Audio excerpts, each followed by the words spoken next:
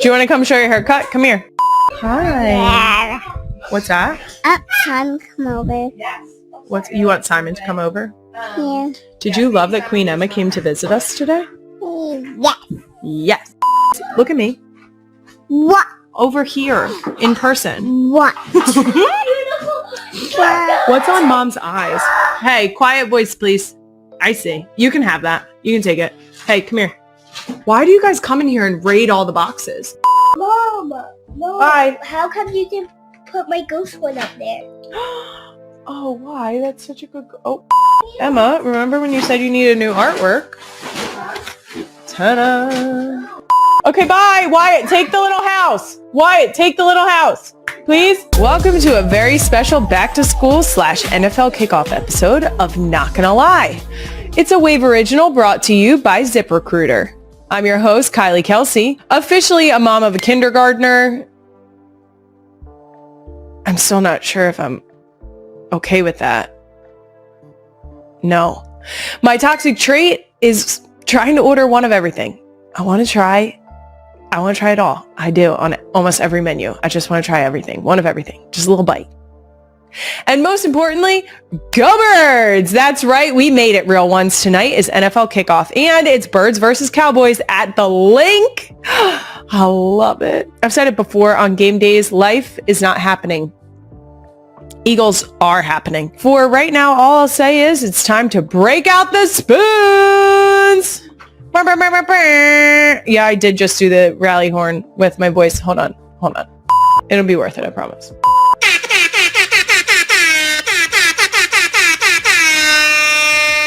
Could Brad just add that in post? Yes. Is it better off my phone? Also, yes. For anyone new to the show that has no idea what this means, it means that football season is upon us and you can't be a jinx. So you gotta knock on wood sometimes. And sometimes the only wood you can find that's not fake wood around you. We found out the hard way one day during a record that desk is not real wood. When you hear knocking, it's because I have to. Fuck, that's not real wood. So might have to knock on her today. Coming up on today's back to school / NFL kickoff special, you're going to get my second ever solo episode. I'm so sorry for you. That's right. Unfortunately, you're stuck with just me for the next 48 minutes as I try to work through the emotions of Wyatt starting kindergarten and my favorite team playing our nemesis in real time. It's not going great. Queen Emma, are you sure this is a good idea? So if I can actually focus, big if, the plan is to get honest about all things back to school. I'll answer a bunch of your ask me something questions because, you know, you guys had to have some parameters. The latest on the barn cat and how Benny is adjusting to Finn 5 months in. Plus, I'll give you my football predictions about kickoff. And let's get right into it today. I'm going to kick things off with a banger here. It's one of my all-time favorite segments. You know what's fucked up? Hey, you know what's fucked up? My baby is suddenly old enough to be a kindergartner. Oh my God.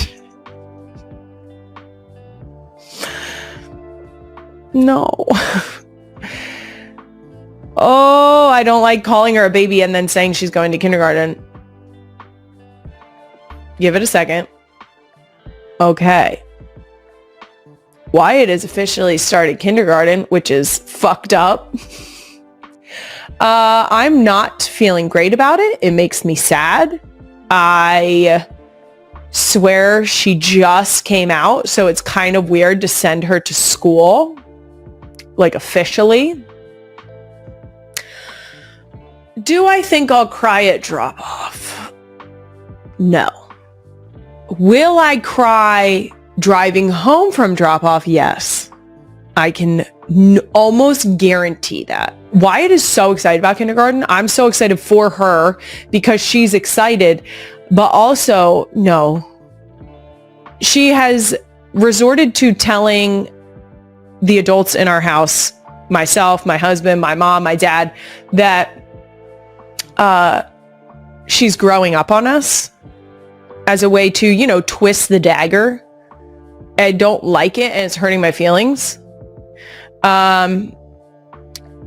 she's excited that she gets to eat lunch at school. And also, I think she's just excited to be back with her friends. She's such a little social butterfly. She loves being around kids her own age. She loves playing. She's like built for that. So I'll just be over here. Sad. It's very, very sad. Queen Emma asked, have you and Jason realized this also means Wyatt officially did not get kicked out of preschool like her dad and her uncle?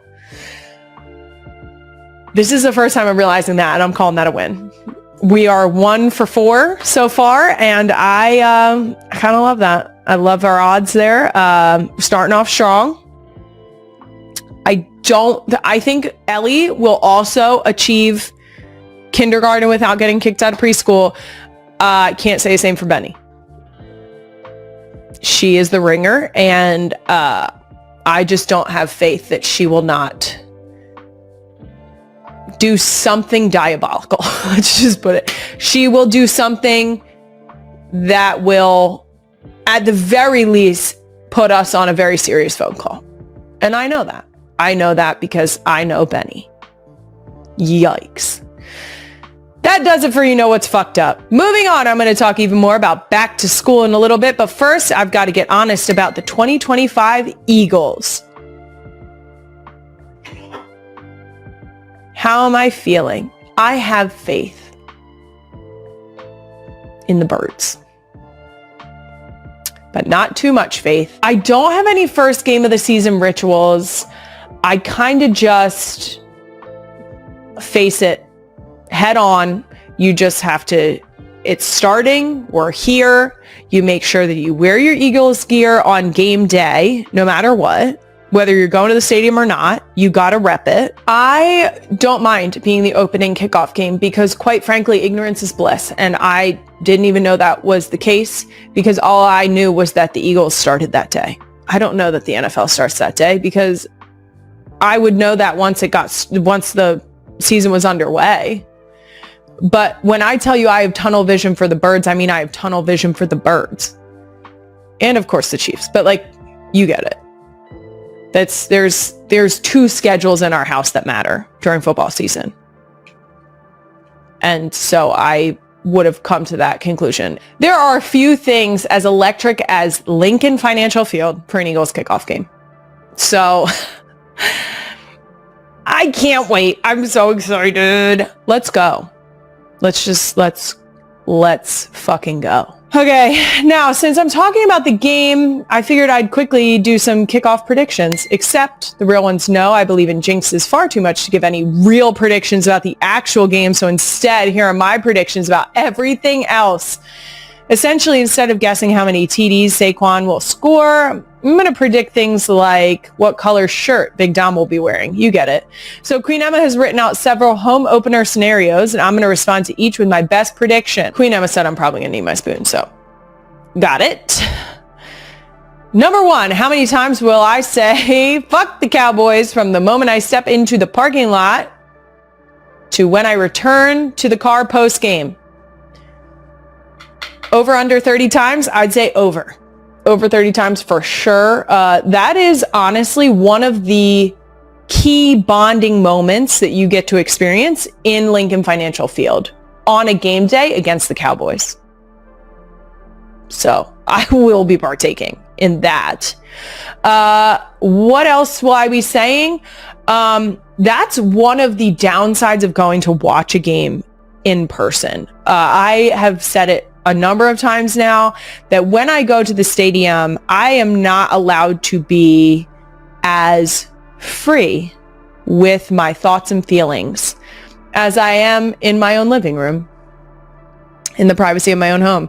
So I will probably be saying significantly less curse words in the stadium than I will when I watch games at home. So, will I think them? Yes. That's probably going to be the entire narration of my inner thoughts. Number 2, what Eagles jersey or shirt will I be wearing to the game? That's game time decision. I have a couple favorites.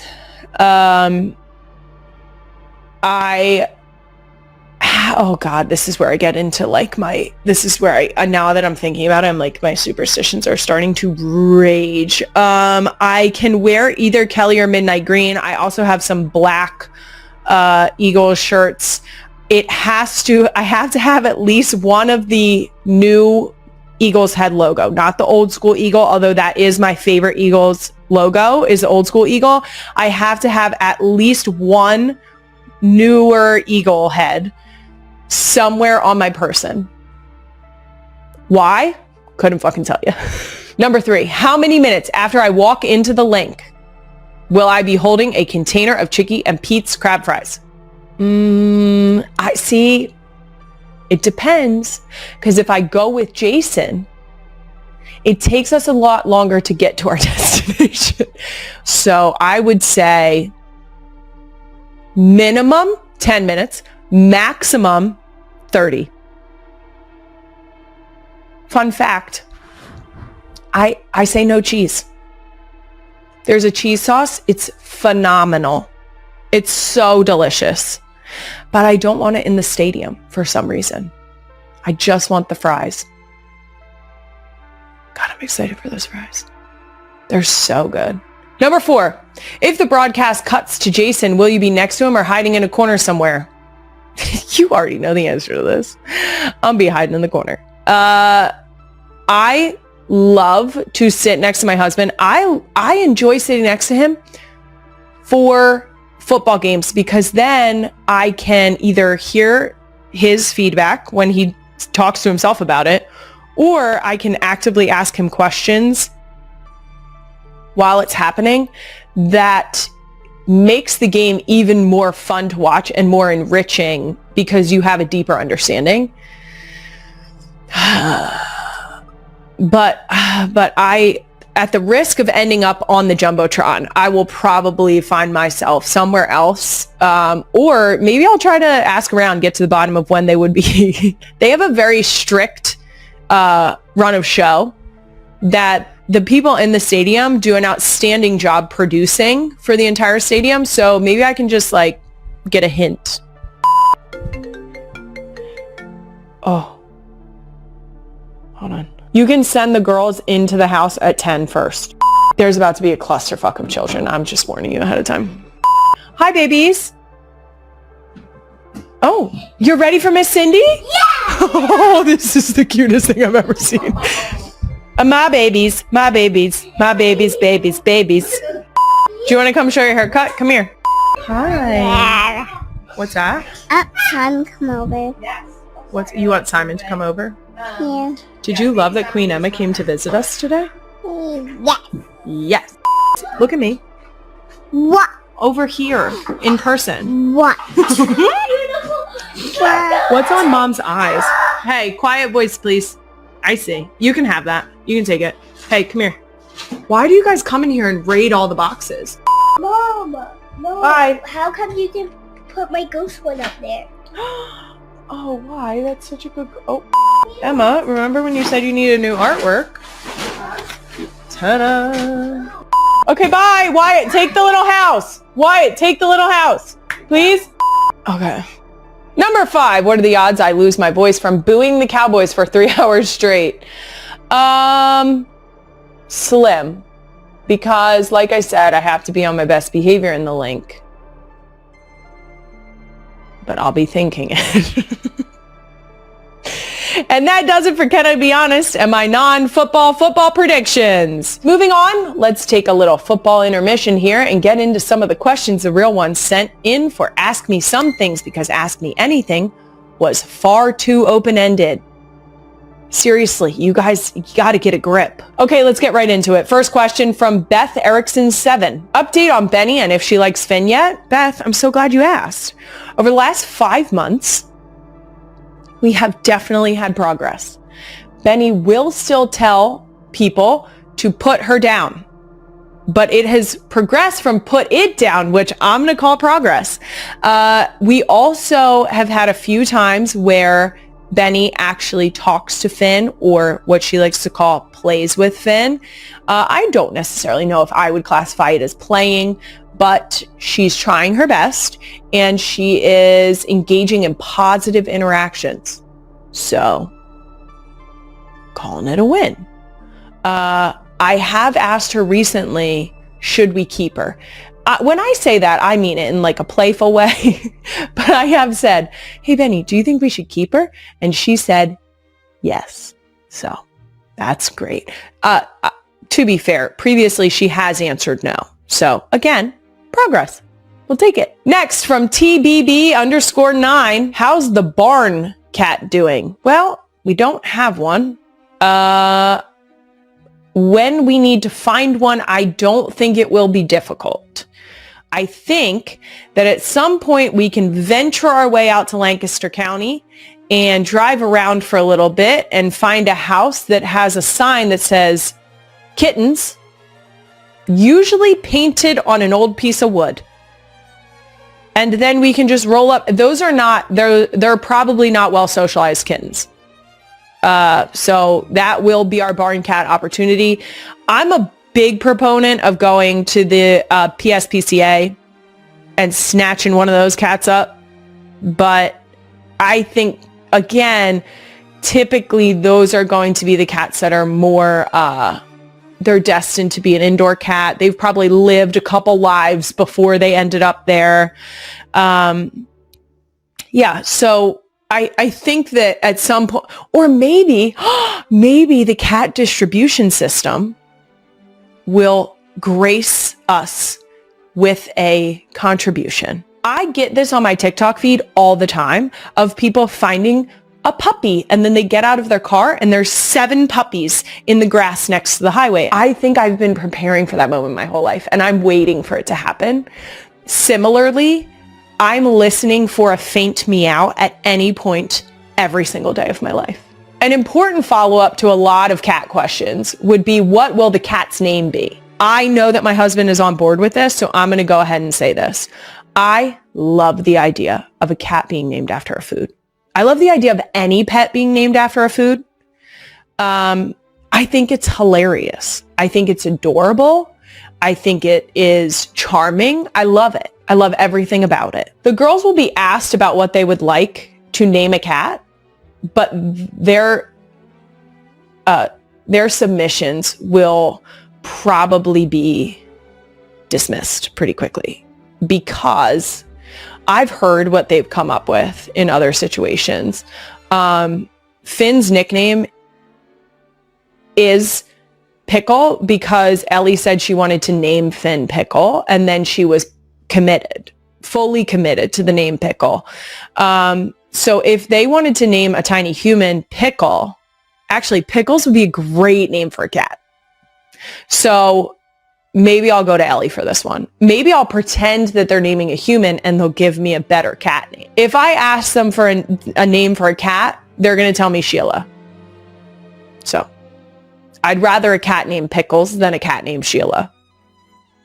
Anyway, and lastly, go to favorite treat you hide from your kids/husband. Are you successful in hiding? A sweet treat, any sweet treat, literally any sweet treat. I have a sweet tooth. I love a sweet treat. Not all sweet treats, but a lot of sweet treats. Here's the deal. Best part is I don't have to hide it from my husband. We have slightly varying preferences when it comes to sweets. He's an ice cream guy. I'm not really an ice cream person. It works out great because I love chocolate cake. He's not that big into chocolate cake. He'll eat it. Same way I'll eat ice cream, but it's not something I would seek out, which makes us very complimentary. And I love that for me. Also, if he wanted to share something, I would share it with him in a heartbeat.